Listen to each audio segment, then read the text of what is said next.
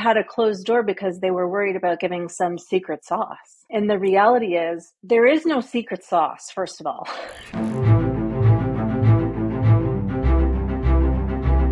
Welcome to the Grant Wise Show. This podcast helps ordinary real estate agents build extraordinary companies. Let's grow in 3, 2.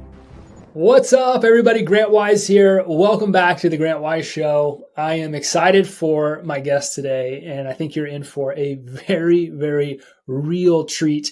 I have the one and only Mrs. Renee Funk. She is the team leader at the Funk Collection in Orlando.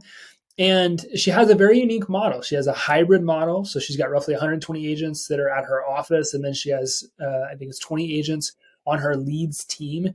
In 2023, they sold roughly $300 million in production, around 275 houses. She is a very talented professional speaker.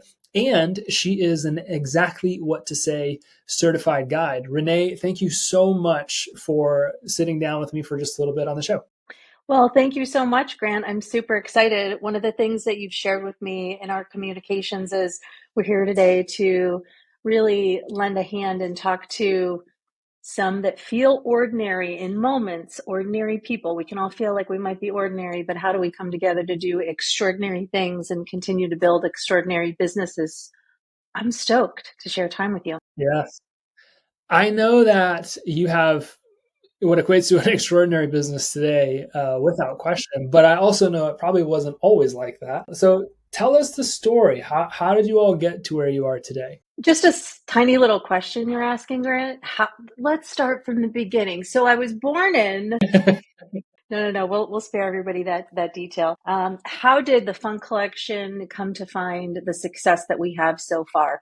Well, first is if we're not careful when opportunity knocks, we can certainly miss an opportunity. And I almost had an opportunity missed by not truly listening to those around me who cared for me. And I almost didn't even become a realtor in the first place, right? And so I think when we look at how we can continue to find big, extraordinary moments in business, being aware of opportunities that are in front of us is a super important thing. I work together with my husband. We've worked together for about 20 years. And for a number of years, he was knocking on my door saying, would you become a realtor with me? And we can build something big. And it took him a while. He had to finally knock me upside the head and say, no, listen, this is for you. You can do this. I want to build this with you. And gratefully so, it's one of his forever I told you so's because I listened, I leaned in, and I've now come to know the real estate industry is one of the most amazing opportunities that exists. And we can feel obstacles at times because the real estate industry can also be challenging. And in fact, I'm sure there are many listening in who are experiencing challenges right now in the industry, and it can feel isolating. You're not alone. It doesn't matter if you are sitting in the seat I'm sitting in, or you're on day one of being a real estate leader, just acquired your license. We can all experience rejection, obstacles. And so, Grant, I appreciate the warm welcome and saying, like, look what you've built. I want to get real and make sure everybody knows, even in this moment, there's failures that we feel, and it's okay to put that at the forefront because we fail forward and we continue to grow. And so people who may sit on a show like this sometimes say, like, look at me, I beat my chest, I'm so awesome. And we're doing big things. I also think it's important to let others know it's okay to admit when things aren't always great. Things are tough, but we have the tenacity to keep pushing through and continue to build something big because it's different seasons that we encounter in our business. Yeah, I think that's such an important reminder for everybody. And I think it also points to a trait that I have found in the industry that some very successful people have and some don't. Some just don't possess it. Before I say what I think it is, what do you feel like is a common trait amongst industry professionals? The people that make it really big and do really big things, and then the people that don't. What do they have that maybe the others don't? Oh, a common trait would be that, number one, it's self-awareness. Number two, it would be ability to recognize that it's okay to say when you mess up. It's okay to say, I made a mistake. And it's not an I business, right? Like, I think we should all pay attention to leaders who lead with we and thee and collective. It's not about me. I didn't make the Funk Collection successful. We did it as a collective of people who have a goal that says we're going to do this together. And so I think that we look at self-awareness, being very clear on the we and who we link arms with. It's not about me. It's not about I. What do you think, Grant? One of the most common traits I've noticed amongst top agents and team leaders that I've gotten to work with is grit. It seems like the people that end up really pushing through and reaching different heights of success, they've got that grit. This industry requires it, I think, because it can be very challenging at times. I think a lot of people are experiencing some of the challenges of the market now and over the last 12 to 18 months, without question. Yes, I like your smile there. I was like, yeah. Hence the reason we started this podcast that way is, I attend a lot of real estate conferences. I'm around a lot of amazing leaders, and maybe this is another attribute of strong leaders that at least I admire is, man, like, put it on the table. It's not easy. It's worth it. It's not easy. It's worth it. Worth it. Absolutely. I could not agree more. And that's where that grit trait for me I always come back to it is like, if you have some of that grit, like if you're okay grinding your teeth and getting through hard situations, you're going to experience a lot of them in the industry. We should all be grateful that we're not the first ones. There are so many amazing leaders like you talked about in this industry that are willing to share. There's so many great coaches. There's so many great team leaders. There's people like yourself that get up on stage and share what you can share about, how people can avoid those pitfalls. So I'm grateful that we're not the first ones to have to go through it. There were other people ahead of us. But if you've got grit, I think you can really build something special in the industry. What would you say, as we're talking about, how tough things have been, and we're in an industry that is experiencing a few things with disruption and lawsuits and all that other stuff. What is something that you all have learned over the last year that you feel is really setting you up for success over the course of the next, 5, 10, 15 years? And I would say that it goes back to what you're mentioning with grit is when we are in the real estate industry where there's different seasons, right? As we're faced with some choppy waters as an industry right now, that who you associate with and who's sitting at your table couldn't be more important, right? And one of the things that the Funk Collection and myself have been really focused on is identifying where gaps exist, because gaps exist in businesses, gaps exist in communities. And then really leading from, I see a gap, I'm going to go stand in the gap, and I'm going to be the bridge and the connector to make sure that the gap is filled. Because there can be two types of people. There can be certain people who say, well, there's a gap right there, and what are you all going to do to fix it? And then there's people who say, awesome, we identified a gap. By the way, that's opportunity. The gap is identified. Now, I'm going to go stand in that gap. I'm going to understand the gap. I'm going to do everything in my power to get as many awesome collaborators connected to stand in the gap with me. We're going to fill the gap, and we're going to move forward. A little bit of grit, a little bit of tenacity, a little bit of saying, you know what, I'm willing to come from resolution, and not just constantly think about this as a challenge. Because with those moments becomes the greatest opportunity when we're truly listening for the lessons. Where was it for you that you started to notice how important like your circle was, your sphere was? Because it seems obviously like you go out and you name your organization, the collective, like it's like, okay, I've learned that I need to have a collective of people here to help. Like maybe, but what was it? Like, where did that, like, I know that who you surround yourself with is important. Like, where does that come from for you? It comes from waking up one day and realizing that there can be a few different formats to organizations, right? Like certain organizations can have a top-down effect where there's people at the top and they give directives down and they filter down and it just seems really top heavy. Like we're really all here to feed one common goal, and that common goal is like to make the person at the top the biggest person. And then there's organizations that can be emerging, right? And so it becomes more collaborative. It becomes more like when I win, you win. And actually when I receive a win, my responsibility is to look back and say, like, I'm climbing, I'm going to lift you while I climb, and you do the same, right? It's all about you doing the same to cascade it out. So I would identify a moment in the real estate industry is when I realized that I was in a space with a whole bunch of closed doors, that there were top leaders around me when I was a newer baby agent, certainly as first being a team leader. And there were a bunch of closed doors of leaders that were far more advanced than I was at that time, that had a closed door because they were worried about giving some secret sauce, right? And the reality is, there is no secret sauce, first of all, right? Like this industry is pretty cool because it's pretty simple in a lot of ways. Good habits and consistency will be the differentiator for agents. And so there's no reason why we, leading the way, can't share really everything we're doing with those that are around us that are saying, hey, I need a lift up. Will you share with me how you got here? So I think that moment really happened when I saw that there were different ways and you could change the table you sat at. And therefore, everyone around you would go, yeah, I'll give you that, Renee. I'll share that with you.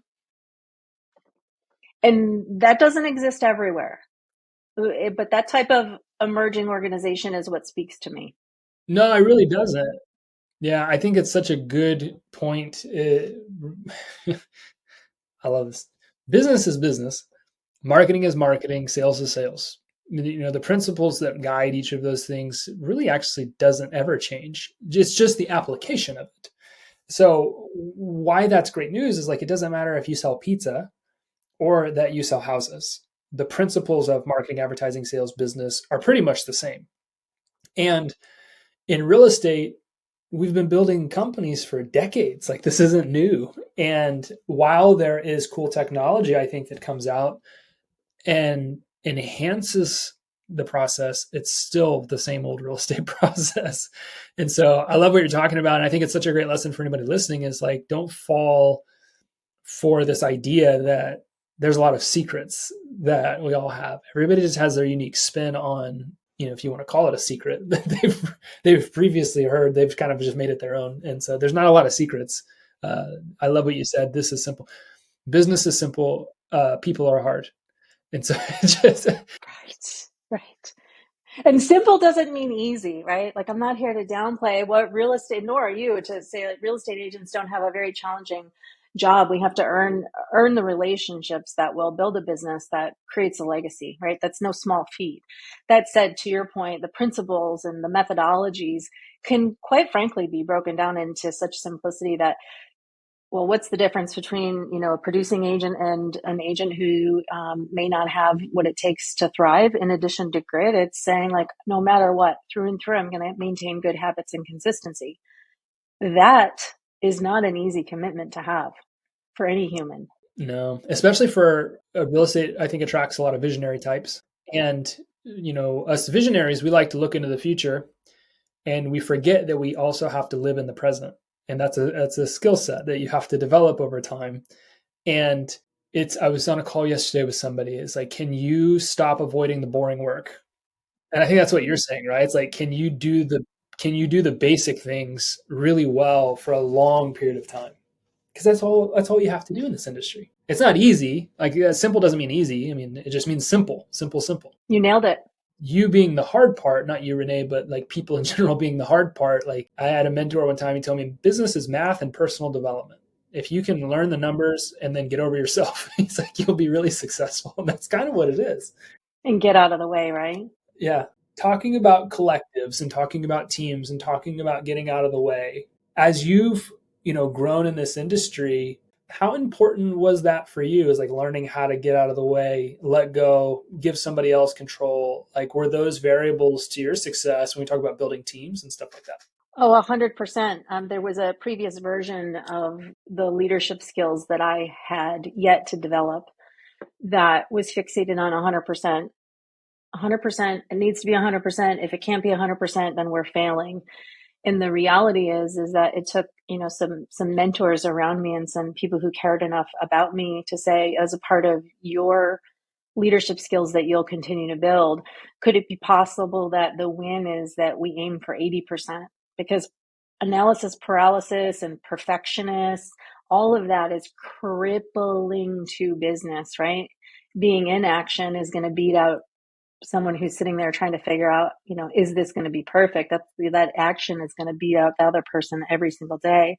So I think that there was a time earlier in being a team leader of the Funk collection that even, in our office, I mentioned I work with my favorite realtor, my husband, Jeffrey Funk, and Jeff had in our office at the time this big whiteboard, and he cleared everything off the whiteboard, and he took a big 8. He wrote a big number 8, and he wrote a big 0, and he wrote a big percentage sign after, and he said, that's what we're aiming for.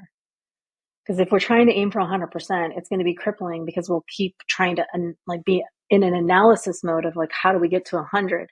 Aim for 80. It's a win. You're going to make mistakes. It's okay. The key is when you make the mistakes to say, what did we learn? What could we be doing differently? You may have heard LB and NT. What did we like best? What would we do differently next time? And that then helps you continue to grow as a leader. And it also helps you, what do we say? Build extraordinary businesses, right? Is to stop trying to be perfect, because it's the at-bats that will get you there. I think, to clarify, when you say get it to 80%, are you saying that you yourself need to be okay with maybe you get 80% of the way through implementing something? Or are you saying when you bring other people on your team, understand that them at 80% of what used to be your 100%, is that what you're saying, is getting them to a certain place? Getting us all to realize that if we're trying to be perfect before we get into action, it creates this bottleneck that, when I make the phone call, what am I going to say? Now, I get it. There's important preparation that needs to go into making effective phone calls and being, a strong communicator. But sometimes you just got to pick up the phone. And you got to start talking, right?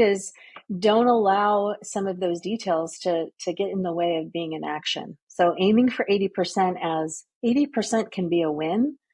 That's where we can really get moving with progress. Mm-hmm. Yeah. What is it? Imperfect. I think, what is the saying? I've heard it before. It's imperfect action beats perfect action, or imperfect progress beats perfect action, or something like that. If you can just keep making progress, you'll blow past people that are trying to be perfect, because the people that are trying to be perfect don't ever do anything. And then to that point, when we started talking on this podcast, we were saying, being okay with failures is every strong team should be able to admit at any given time when you pull the curtain back, there's a whole hot mess behind the curtain, right? Always be in beta.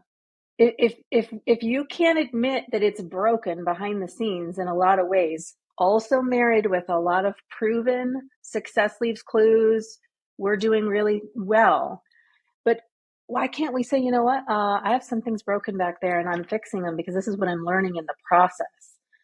And so that goes into that 80%, right? Is it's okay to admit, I don't have all the answers yet, but great leaders have great questions. So that's where we're going to really make the gains.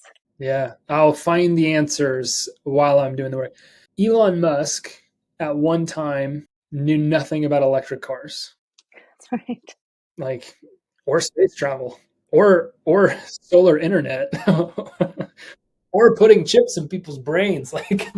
Now, from my front yard, by the way, Grant, now I see his rocket ships every time they launch from Port Canaveral. I'm here in Orlando, and I can look out my front yard and I go, there he goes again. He was like, look, Grant Wise at one point in time knew nothing about building a training company. I knew nothing about building a software company. Renee at one point in time knew nothing about selling real estate. You don't have to be perfect. You just got to commit to figuring it out. And at one point in time, every leader that you look up to, every one of them, every single one of them in human history knew nothing about the thing they became an expert at. So don't put so much pressure on yourself. How much is fun a part of what you do with the Funk collection? Do y'all have fun, or are you pretty serious? Oh my gosh. Well, first of all, you remember my last name. You can't have funk without fun, by the way. Yeah. Fun is pretty darn important. So one of the questions I ask when I'm interviewing agents to be considered as a team member is, talk to me about how you feel about Mondays, right?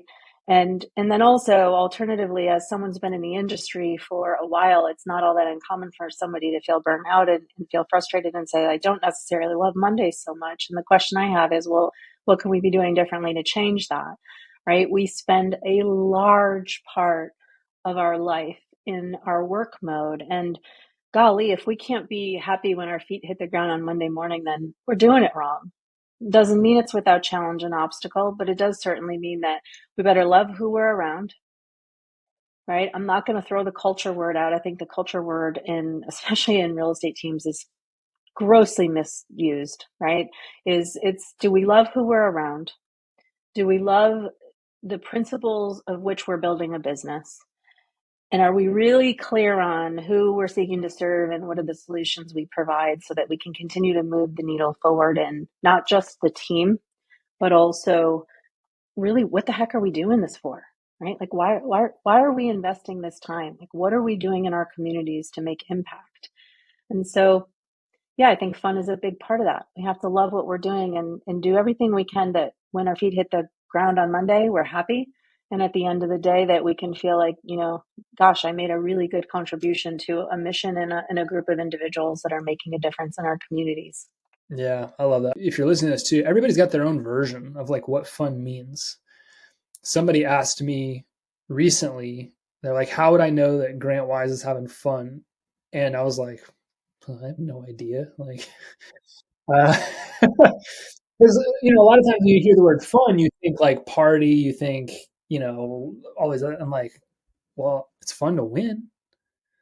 That's how you know I'm having fun. I'm winning. Like, I think fun is different. And for some people, fun is partying. Like for some people, fun is going on vacation. For some people, everybody has their own version of fun. So it's not like we're putting anybody in a box here. But I'm having fun because if I'm winning, I'm having fun. Winning is fun to me. It's kind of like work.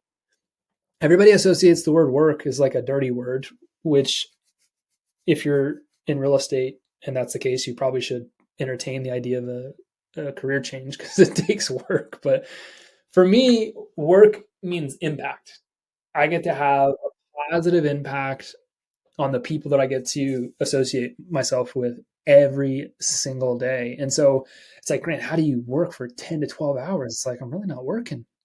I'm making a positive impact on people's lives. I think, don't get too caught up in putting yourself in a box and, thinking like, well, I'm not having fun, so I shouldn't do this. Or it's like, well, maybe you are having fun. It's just not somebody else's version of fun. You're having your own version. So it's interesting you bring up, the word fun and how that's defined by people. Is I have this habit of, I like to Google definitions of words.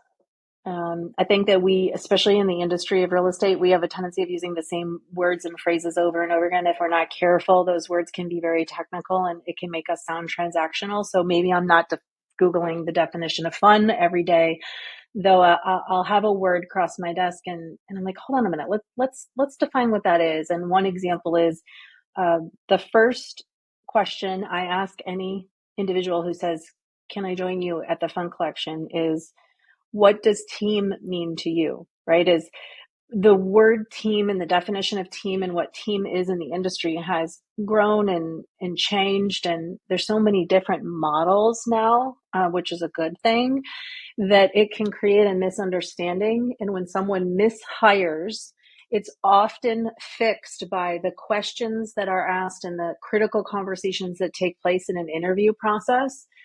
Those questions that can be asked are impactful to understand for both the interviewee and the interviewer. And starting with things like, what does team mean to you?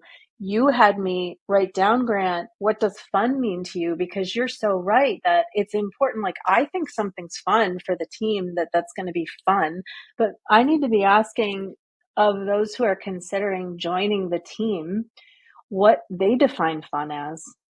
I think that's an important piece of this. And then that brings us to that culture thing, right? Is like, well, maybe I think it's fun and they don't. And then how are we building culture, true culture? Because it's not about me, it's about us. So I wrote that down. What does fun mean to you? I think that's an important thing. And I have an opportunity to not only, coach and train our agents of the fund collection, but I'm so grateful to work with teams and brokerages who hire me to come in and build out question trees and work within the exactly what to say work, which, by the way, if you haven't yet read this book, it's amazing, by Phil M. Jones. As a certified guide, that is one of the services that I am proudly working within, clearing up those questions during interview processes and how the interview and candidate selection happens can be not only a time saver for teams, it can also be an expectation manager so that the team member knows exactly what they're committing to. Win-win across the board. Why is it so important to ask really good questions? Grant, what type of questions are most impactful to you in your business? Because curiosity is the fuel for great conversations, right? And if you look at any group of real estate agents, whether it's a Facebook group or otherwise, the number one most expensive mistake that a real estate agent makes is by giving and receiving advice without context. No matter whether, if you're a brand new agent or a seasoned agent, if you're asking questions, you can't be wrong. You gain more context to understand what the other individual is seeing and what they're seeking. So curiosity is one of the 4 cornerstones of conversational excellence. Leading with that curiosity is key. Mm-hmm. I think as you're developing salespeople too, salespeople need to understand like the best salespeople in the world aren't the most talented because they're great at persuading. I think that they're great at asking questions so that the person buying can persuade themselves. And I think that questions are so critical. My first Australian sales coach, he called himself the sales warlord. His name was Gulliver Giles, was such a fascinating individual. And I've worked with other great leaders. I've got so much money in my sales education, but I think the essence of it, when you realize it, it's like at the end of the day, they're just really good at asking questions. And when you get really good at that, when you develop it as like a skill set, other people sell themselves. You don't have to do any quote unquote selling. It's walking people through a series of. My wife hates this, by the way, because she knows what I'm doing. When I start asking a lot of questions, she's like, "Stop it! I'm not answering any of your questions. I know what you're trying to do to me." But I think that how have you seen your ability to ask really good questions change the trajectory of your business? And what should somebody listening to this know about asking great questions? One of the skill sets that real estate agents have is that we as agents understand that we're a customer service provider. However, customer service orientation in our mind can actually be a detriment to earning stronger relationships. Traditionally in customer service, someone asks a question and the customer service provider provides an answer. And that's how it goes, right? Where that can be a loss of context. One of the exercises that I'm proud to help agents through and teams through is, when was the last time you were asked a question where you came with an answer and your answer could have been wrong?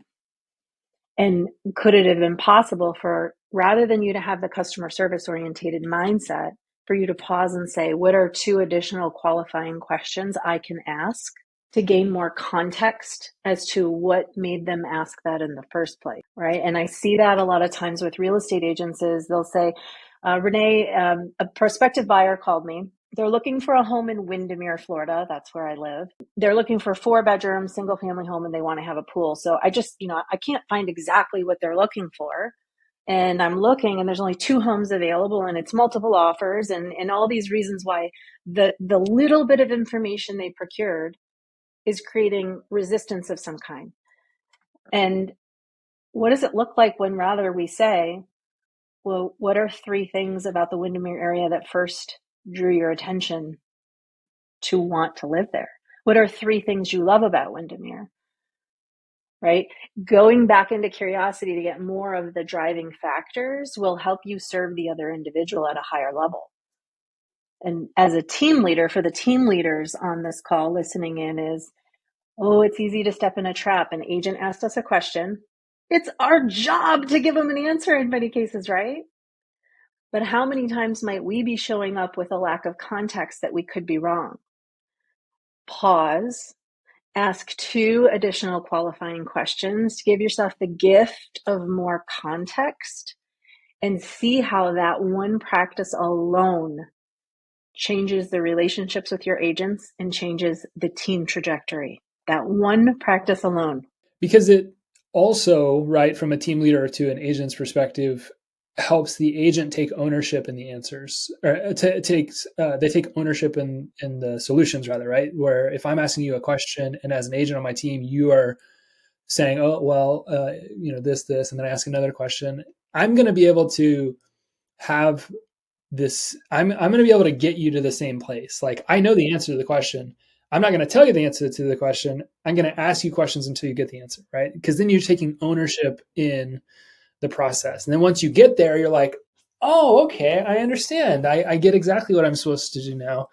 And it can be really powerful. I agree with you.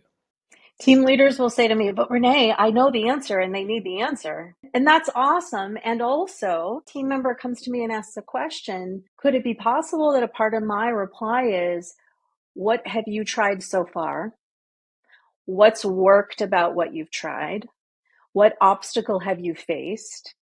And what do you think a couple solutions could be? To your point, Grant, is what potential missed opportunity might exist that we don't lean into their greatness? They're on the team because they have greatness too. It's not all about the team leader. I've analyzed, I don't know, I've generated like 18,000 appointments for my company, and I've analyzed a lot of sales calls. And you get into, you start to notice a lot of patterns, right? Especially when salespeople are having shorter conversations than they're supposed to be. And you learn pretty quickly, like, you are telling people instead of asking people. And the way you sell people is actually by asking them, not by telling them. And once you get it, like when it finally clicks, as a salesperson, I agree with you. It can change everything about the trajectory of your business. Curiosity is a superpower. It is. It absolutely is. A statement, and I heard this quote, I can't remember who said it, but a statement closes the mind, a question opens it. And you really don't truly grow as an individual with a closed mind. And you don't also, as an extension of that, grow as a team. You don't grow as a business. You don't grow as a fill in the blank if your mind's closed. And so we want to stay open all the time. That's right. I just realized the time, and I want to respect your time.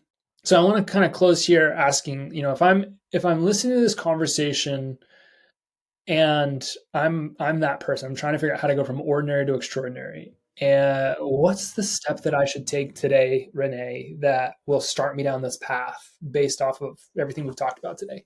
Grant, you like asking really big questions, don't you?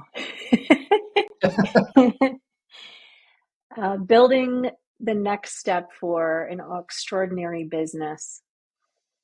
Take a look around and really take an audit of who's sitting at your table, right? And realize that it's a very natural progression as we continue to grow in business that sometimes the people sitting at the table may have to be adjusted. And make sure that everyone around you is willing to share, to lift up others as they climb, and that is willing to say to you, hey, you're amazing. Let's continue to discover together how we can get to this next level and what's important to you. What's important to you? Because goals being set as commitments, they're important. However, oftentimes agents are put in a box of like success needs to look a certain way. Surround yourself with people at the table that recognize that there's really no box to success. And you can stay together as a group and all have your own common goal mixed with your individual goal to achieve what you're seeking to achieve for your family. Which brings us back to loving those Monday mornings, right? We got to be having some fun to love our Monday mornings. No, I love it. Such good advice. Most people that I've experienced don't realize that a lot of their goals are a means to an end, not the end itself. And when you can surround yourself with people that truly care about what it is that you actually want, it's just amazing how, it's amazing what kind of a life that you can build. And I think that more people owe it to themselves to do what Renee just said and surround yourself with people that truly care about what it is that you want, because what you want is going to look different than what somebody else wants, and that's okay. It's actually I think how it's supposed to be. Like, pursue the life that you actually want to live, and surround yourself with people that can help you get there and want to help you get there, and are willing to share. So this has been such an amazing conversation, and I appreciate you so much for spending time with me today. I know everybody that listens to this is gonna make a positive impact on their life. So thank you so much. My pleasure. I'm grateful for the opportunity to share. keep looking forward, keep failing forward, and I look forward to having more conversations with you. I don't think this is the last one. I'm just saying, Grant. I think there's more coming. Good. Well, thank you again, Renee. And thank you all for continuing to listen to The Grant Wise Show. I know this has been another impactful episode. I hope you got a lot of notes. Reach out to me and or Renee. We'll make sure that we connect we'll link up all the ways that you can connect with Renee. I know she is an open book. Definitely reach out to her and ask her questions. Leave a review on this one.